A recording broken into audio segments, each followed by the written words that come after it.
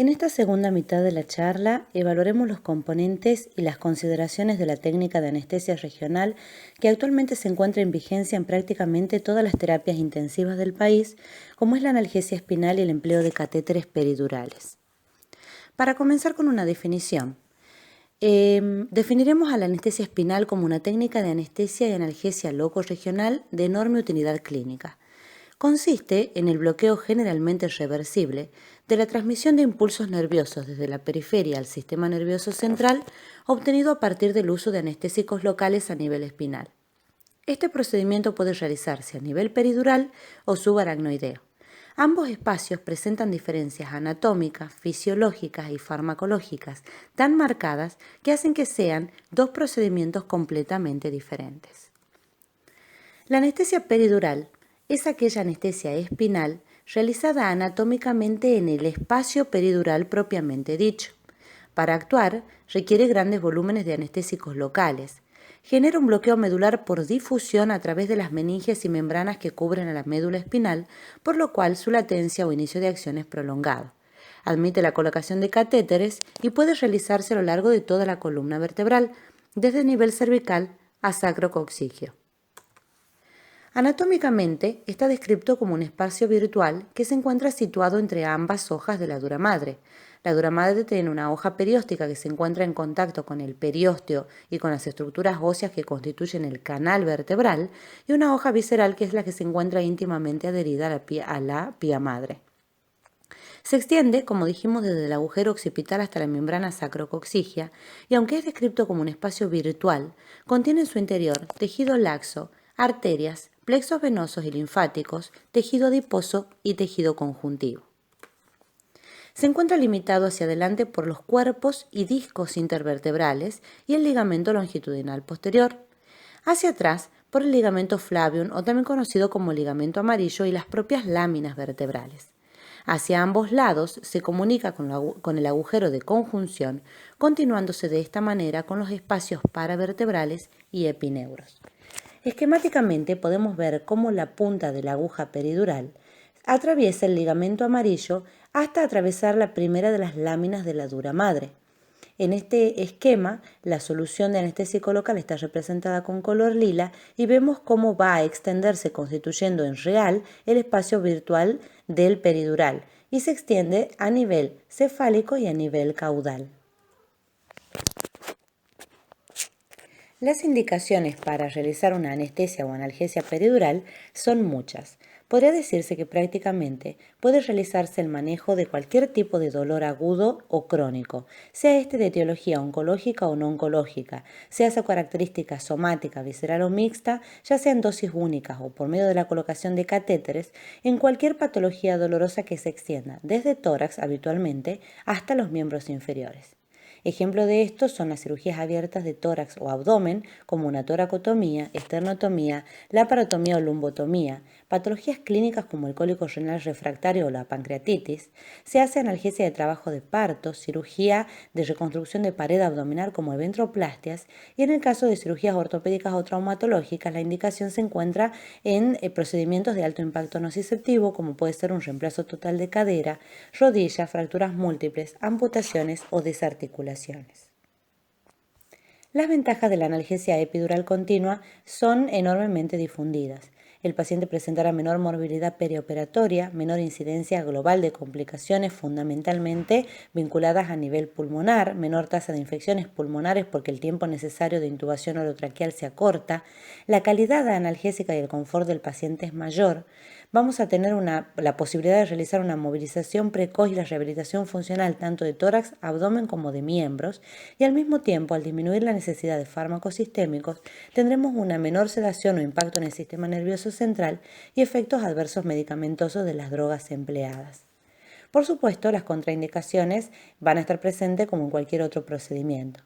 Como contraindicaciones absolutas, ya más o menos lo habíamos mencionado en la charla anterior, se encuentra la negativa del paciente, la alergia a los anestésicos locales, la infección del área de punción, la hipovolemia o inestabilidad hemodinámica severa, patologías de columna o raquis medular como trauma vertebral o hipertensión endocraniana, y así también la sepsis.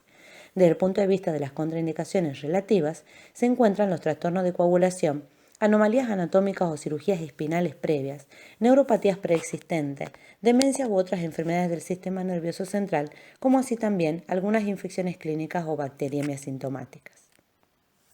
¿Cómo se comporta el espacio peridural? El bloqueo epidural afecta a todas las modalidades de función nerviosa, es decir, motora, sensitiva y autonómica. Arterias, plexos venosos, linfáticos, tejido adiposo y la difusión de drogas a través de las meninges son los destinos farmacológicos de las sustancias depositadas en él. Los efectos de estos fármacos van a estar influenciados por múltiples factores, entre ellos algunos vinculados a las características del paciente, como la edad, la obesidad, el embarazo o cualquier patología que aumente la presión de la cavidad intraabdominal o intratorácica, características anatómicas del paciente, como por ejemplo la presencia de una cifosis, de una cifoescoliosis o cirugías previas en la misma columna vertebral o en el raquis. Los factores van a estar también dependiendo del tipo de bloqueo que realicemos, si este es único o si se coloca un catéter peridural. Según el sitio de punción tendremos la dificultad de la técnica y también así el bloqueo autónomo, que será más marcado mientras más alto sea el sitio de punción. Los volúmenes que empleemos de fármacos van a determinar la cantidad de metámeras alcanzadas a bloquear. La concentración de los anestésicos locales van a dar la profundidad del bloqueo, desde un bloqueo motor hasta un bloqueo meramente sensitivo o analgésico. La hidro o liposolubilidad de los fármacos, que va a dar el comportamiento del fármaco en el espacio peridural, y el empleo o no de adyuvantes, que van a interferir en la duración del bloqueo peridural y van a asociarle al bloqueo por anestésico local otros efectos propios de los adyuvantes que se emplean. Entre los elementos característicos para la realización de una anestesia epidural, uno de los más importantes es la selección de la aguja que se emplea. Si bien existen diversos tipos de agujas, la más utilizada y la más recomendada es la aguja tipo Tuohy, y tiene estas dos características fundamentales. Por un lado, la punta roma biselada, que permite ir realizando una separación de los planos que atraviesa la aguja sin seccionar a los mismos, y por supuesto la ventaja de no seccionar filetes nerviosos en el caso de que entremos en contacto con algunos de ellos. Y la otra característica es que va a permitir orientar la salida del catéter peridural en el caso de que queramos colocar alguno. Ahora vamos a mencionar uno a uno los pasos que componen la técnica de colocación de una peridural. Se comienza, por supuesto, con una técnica de antisepsia de piel con alcohol iodado o alguna solución antiséptica. Luego, según las características del paciente y las posibilidades que tengamos, se va a elegir la posición en la cual realizar el procedimiento, siendo las posiciones ideales la posición de sedentación o, en su defecto, en decúbito lateral. Luego vamos a seleccionar el espacio a punzar, por supuesto vinculado con el nivel analgésico o anestésico que queramos conseguir. Como reparos anatómicos más importantes, tenemos que la punta de las escápulas representa el nivel de torácica 8, mientras que la línea que se encuentra por encima de las crestas ilíacas representa el espacio entre L3 y L4. Luego se procede a la infiltración de planos con anestésico local de rápido inicio de acción, como es la lidocaína al 1%. ¿Cuáles son los planos que vamos a infiltrar?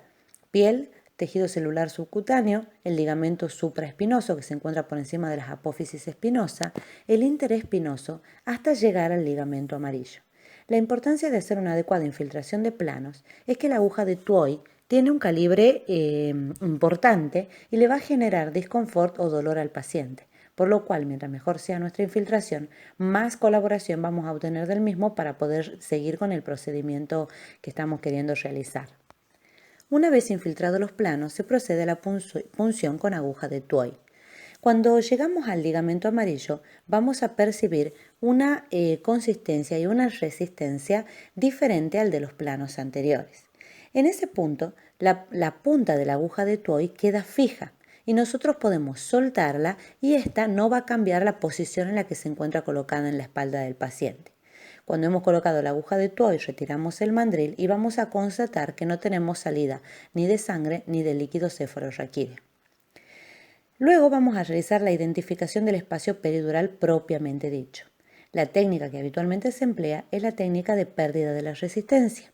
Para hacerlo se emplea una jeringa de baja resistencia y ya sea con la presencia de solución fisiológica o de aire, vamos a tratar de progresar con una de las manos la aguja en una proporción milimétrica, menos de 3 a 5 milímetros por vez, mientras con la otra mano vamos empujando el émbolo de la jeringa, que debido a la resistencia del ligamento amarillo no va a permitir la progresión de este émbolo, sea con solución fisiológica o con aire.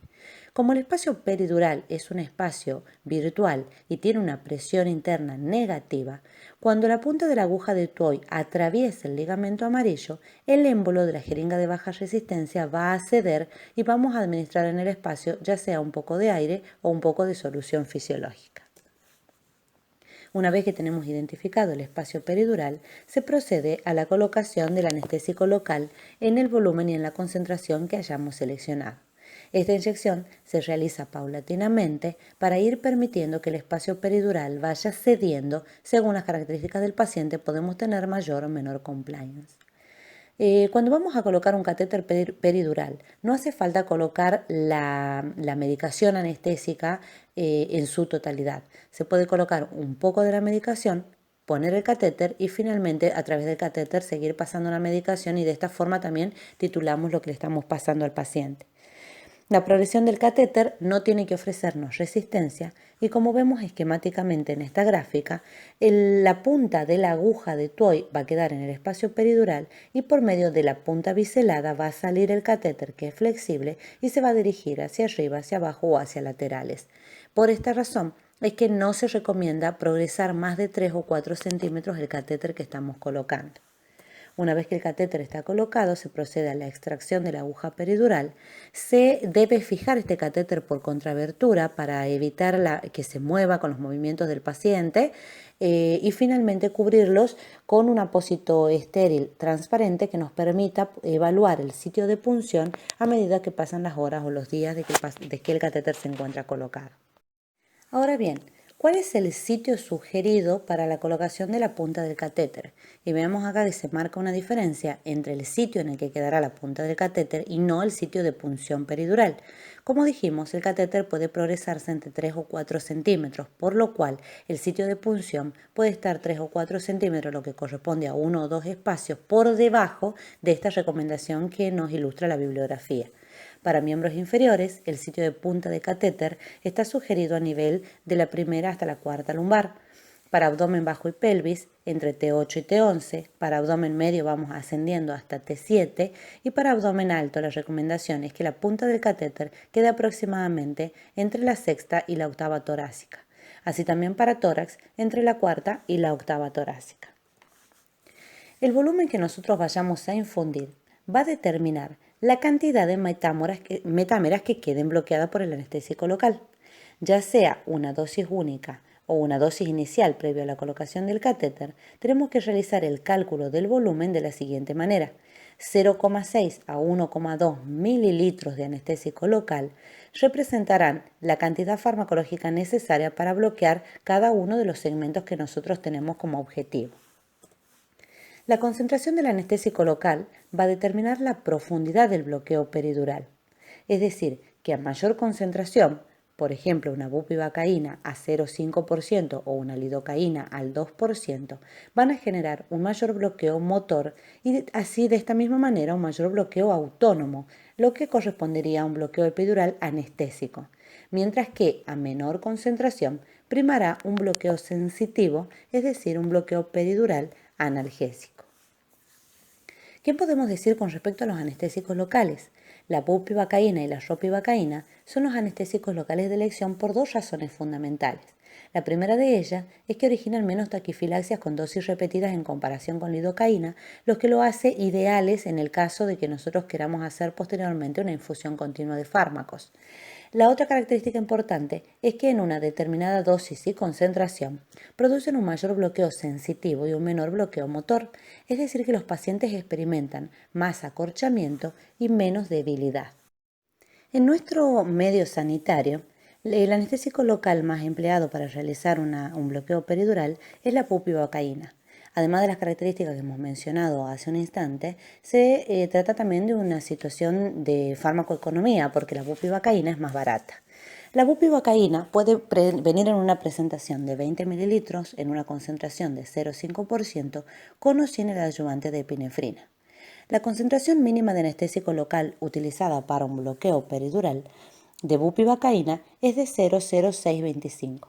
Esta concentración es la que habitualmente se emplea, por ejemplo, para un trabajo de parto. Permite un bloqueo sensitivo suspendido según la colocación de la punta del catéter en el abdomen y en la pelvis, permitiéndole a la paciente una libertad motora para poder deambular mientras que progresa el trabajo de parto. Cuando realizamos analgesia para otro tipo de patología, las concentraciones estándares o recomendadas a emplear parten desde 0,125 en un paciente que no pretendamos la deambulación hasta un máximo de 0,25%. Los bloqueos con bupivacaína al 0,5% representan inminentemente mayor bloqueo motor y autónomo. Cuando realizamos una dosis única o la dosis inicial antes de colocar un catéter, el cálculo en miligramos por kilo para la colocación del anestésico local es de 1 a 1,5 miligramos por kilo de peso del paciente. Cuando hacemos la infusión, la dosis máxima a infundir es de 0,5 miligramos kilo por hora. Los adyuvantes que habitualmente administramos en el espacio peridural son fundamentalmente dos. Uno, la presencia o no de adrenalina o epinefrina, que va a condicionar una vasoconstricción de los vasos que se encuentran en el espacio peridural y va a permitir una prolongación de la duración del anestésico local, puesto que va a ser menor la absorción de este en el espacio. Y el otro adyuvante es el empleo de opioides. Dentro de los opioides, los que habitualmente empleamos son el fentanilo o la morfina. Estos fármacos, debido a que el fentanilo es liposoluble y la morfina hidrosoluble, tienen comportamientos farmacológicos completamente diferentes en el espacio. El fentanilo, por ser un opioide liposoluble, tiene una distribución fundamentalmente metamérica, por lo cual son útiles para incisiones que sean horizontales, lumbotomía, toracotomía, cualquier tipo de incisión horizontal, puesto que la distribución del fentanilo solo va a alcanzar la cantidad de metámeras que alcanza la distribución del anestésico local. Como dosis inicial máxima se recomienda 1 microgramo por kilo y para infusión la dilución no debe contener más de 2 microgramos por mililitro. El comportamiento de la morfina por ser hidrosoluble es totalmente diferente, porque independientemente del sitio de punción de la aguja de Toy, la distribución de la morfina va a tender a ascender, va a tener un ascenso rostral que va a permitir que pueda ampliar y superar la cantidad de metámeras alcanzadas por el anestésico local.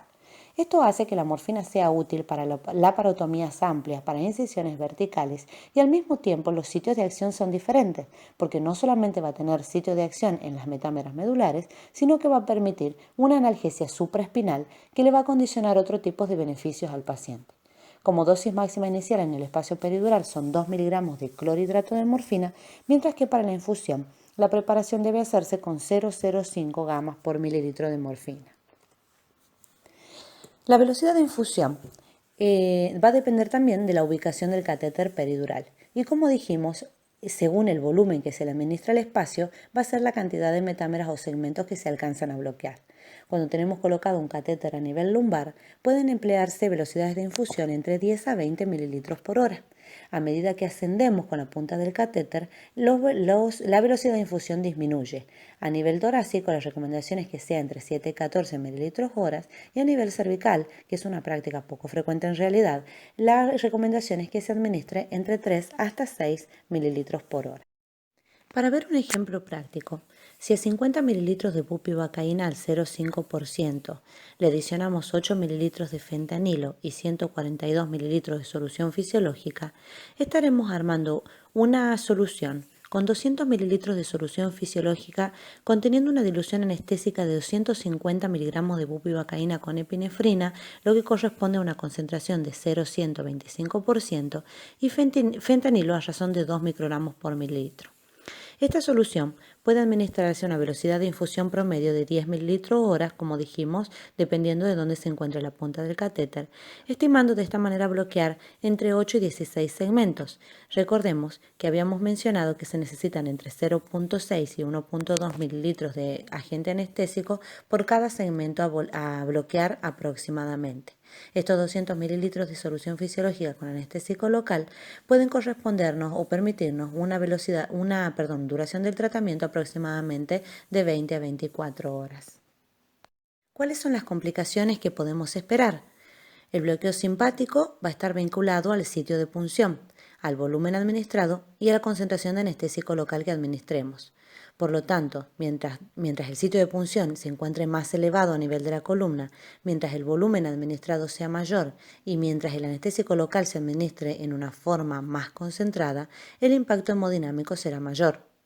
Con respecto al bloqueo motor, este va a estar directamente vinculado a la concentración del anestésico local, limitando la movilización, la rehabilitación y la recuperación funcional del paciente. Para obtener un bloqueo motor mínimo o nulo, tenemos que usar soluciones anestésicas más diluidas. Como habíamos mencionado, las recomendaciones entre 0,125 y no más de 0,25% cuando se trata del empleo de la bupivacaína específicamente. Con respecto al bloqueo sensitivo alto, esto va a estar vinculado al sitio de punción y a los volúmenes infundidos. El problema puede ser la limitación de la mecánica respiratoria cuando comprometemos músculos accesorios de la respiración. ¿Cuáles son las complicaciones indeseadas de un bloqueo peridural? La punción de la dura madre, fundamentalmente, la cefalea postpunción dural que esto generaría, el neumoencéfalo o embolia aérea, el daño neurológico directo si con la punta de TOI impactamos en el cono medular, el hematoma epidural que suele presentarse en pacientes con trastornos de la coagulación, síndromes neurológicos transitorios, meningitis séptica o meningitis aséptica, el bloqueo subdural inadvertido, el bloqueo espinal total que es una complicación grave e incluso puede ser mortal, lo mismo que la inyección intravascular y las complicaciones de neurotoxicidad y cardiotoxicidad, como así también la presencia de un dolor lumbar residual, fundamentalmente cuando se emplean catéteres. ¿De qué forma vamos a monitorizar entonces a un paciente que tiene colocado un catéter peridural? Primero vamos a comenzar con la inspección de lo que es el sitio de punción, el estado de fijación, que como habíamos mencionado se realiza por contraabertura, y la asepsia de los elementos que están conteniendo a ese catéter. El funcionamiento adecuado de la bomba de infusión, teniendo siempre en cierta forma un cálculo estimativo de lo que debe durarnos una preparación de solución anestésica y así corroborar que la bomba de infusión no esté administrando ni más ni menos que lo que nosotros programamos. Signos o síntomas de bloqueo simpático importante, signos o síntomas de bloqueo motor indeseado, signos y síntomas de bloqueo sensitivo alto, por supuesto las complicaciones indeseadas que hemos mencionado recién y también la presencia de dolor. Cuando el paciente presenta dolor, al rescate lo vamos a realizar con la misma solución anestésica que estamos infundiendo, corresponde administrar directamente por catéter peridural 10 mililitros y si con esto tenemos un buen control del dolor, se aumenta la velocidad de infusión del flujo previo en 2 mililitros por hora. Cada vez que el paciente presente dolor, tenemos también que reevaluar la situación del catéter y considerar las diferentes causas de dolor en el paciente, más aún cuando estemos tratando con un catéter un dolor postoperatorio y que el insistir con la analgesia peridural pudiera llegar a enmascarar signos o síntomas de alguna complicación postquirúrgica que pudiera pasar inadvertida. A manera de conclusión, la analgesia peridural es una técnica de anestesia y analgesia loco-regional de enorme utilidad clínica cuyos beneficios en la práctica son incuestionables. Las complicaciones, aunque son eventos muy raros, pueden generar consecuencias graves tanto para el enfermo como para el equipo médico tratante. Y es por esto que es indispensable hacer una selección cuidadosa de los enfermos a los que le vamos a ofrecer esta técnica analgésica, tratando siempre de que los beneficios superen a los riesgos inherentes al procedimiento. Muchas gracias.